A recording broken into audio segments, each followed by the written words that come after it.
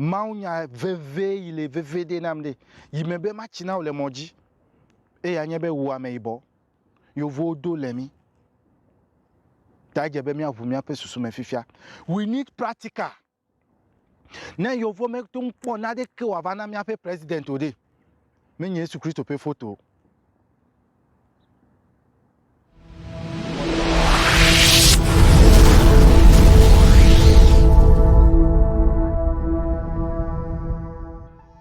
Novi lolo me dog bena me sia me va gben kepe ya valaji. Egbe nu me dive ma fia nyebe me kpo photo de. Yi okodo dam le comment te. Mi le nusro abe ale me gble mi le nusro tane kpo na de la na koda de link nyo video comment gome. Be susu be ma te wan fia na de chung. Nu me kpo nyebe me kpo be yovu ko Yesu Christo pe tata non me tata. Vo enyale Yesu Christo pe non me tata la yimi ava funu emegbe. Eko Yesu Christo pe non me tata ko le mi ape duplo la ona.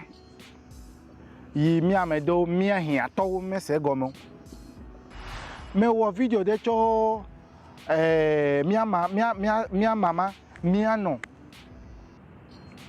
Mako unko de link eji unko bude mvide.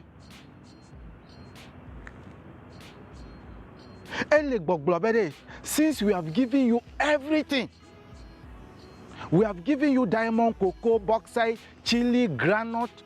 Mina yovonu siano. Eventu evenyonu leke dibe yopo susu menagavu.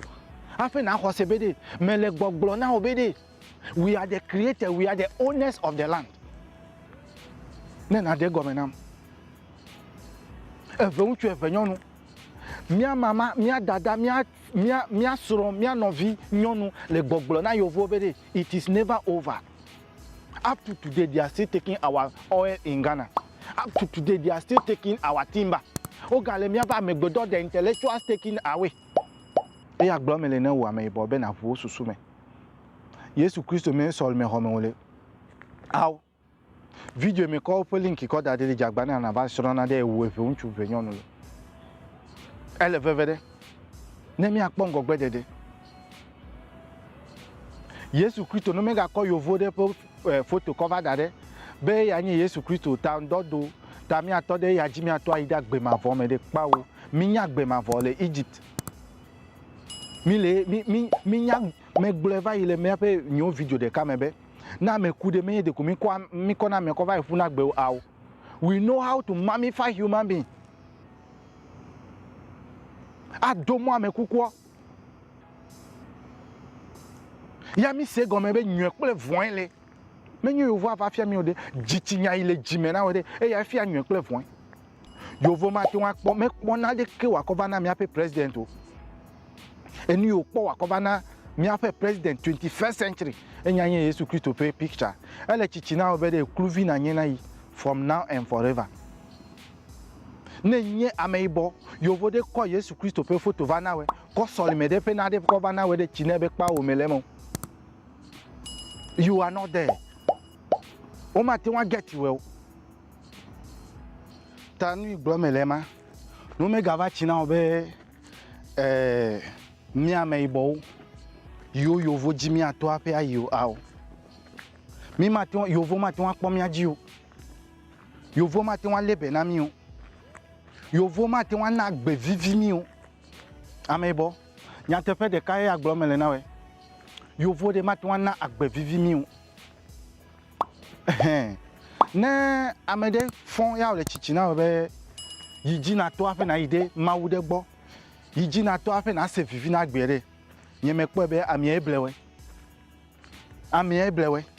No mega ko ame frugbe ma cover 21st century ame. Mi atogbe o megble. O menyale yo han agbale o. Mi atogbe de megble be de. O menyale yo han agbale o. Our forefathers cannot read and write. Those books, they brought them. Fifi la minya agbale henhen. Minya agbale henhen. Ya mi le vovo pole me mebede. Ne nye ve unchu, ve nyonu, ya ome le todo CSF ode le na debu. Because boys are all le dowo. Mi atoma o le dowo. Avram kple tɔwo wole dɔ wɔ. Wole dɔ wɔ. Matsi nya ɖe na wɔ. Ne wò ameyibɔ efɔ ya ne kpɔe be o enu yi le nye be ya nɔ sɔlime xɔme nɔ. Ne ya nɔ Yesu Kristo yɔ ɖe mi megbe o. Wate wava yɔ Yesu Kristo. Vɔ nu me di be matsi na wɔ ya nye be wole wo flu. Wole wo flu gale wo tede to. Ne me va mɔ dzi nye me di be ma va nɔ nu ƒo wòawɔ be me hate Christianity o awo. Me lɔn Christianity ƒe nyuiwo. Vɔvɔ ƒe wo sugbɔ ne. Yiwɔ be edze be míade woƒe te ɖa. Ne míagbugbɔ ŋlɔ mía tɔntɔtɔ ƒe Bibla.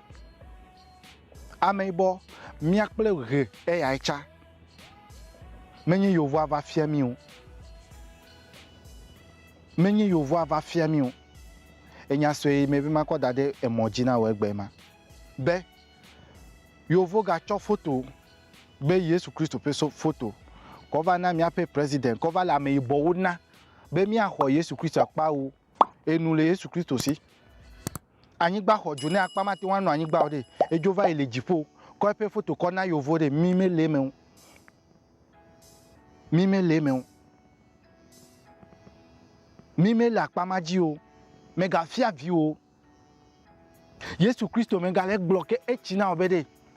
Gbe tɔwoe kple yi nɔwoe. Gbe viwo, gbe nu le wo gbɔ hafi nava dze yewo me. Ekeme la ke, how are we going to procreate? Ne gbe nu le nɔwo gbɔ, gbe nu le tɔwo gbɔ, gbe nu le viwo gbɔ, hafi neva dze Yesu Kristo yewo me. How many of you survive? How are you going to multiply? Yesu Kristo be na gbe nu le woƒe family wo gbɔ.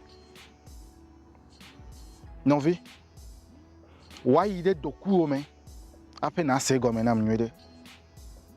Mebia dagbe na we. Mawu sogbo lisa. Dzikpe anyigba wɔla. Ame yi nana he dze ɖe ame nyuie kple ame vɔe ƒe agble dzi ɖe. Ne nane gɔmesese yi me le didi ɖe ne wòakasi we. Mawu nya veve yi le veve ɖe nam ɖe. Yi me be matsi na wo le mɔ dzi. Eya nye be wo ameyibɔ. Yovowo do le mi. Ta dze be míaʋu míaƒe susu me fifia. We need practical.